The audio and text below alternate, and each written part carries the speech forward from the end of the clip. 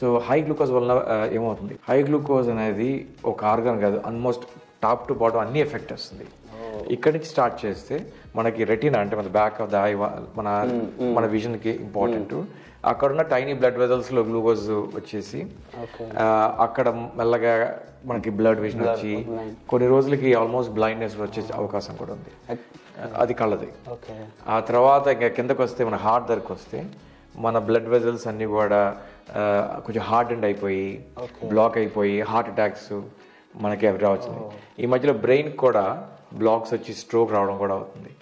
ఇవి కాకుండా ఈ హ్యాండ్స్ ఫీట్లో కూడా నమ్నెస్ వచ్చి పిన్స్ నీడిల్స్ లాగా, ఎందుకంటే ఆ గ్లూకోజు ఆ నెర్వ్స్ మీద కూడా ఉండిపోయి వాళ్ళకి ఆ నెర్వ్లు కూడా న్యూరోపతి అంటారు, దానివల్ల నమ్నెస్ పిన్స్ నీడిల్స్.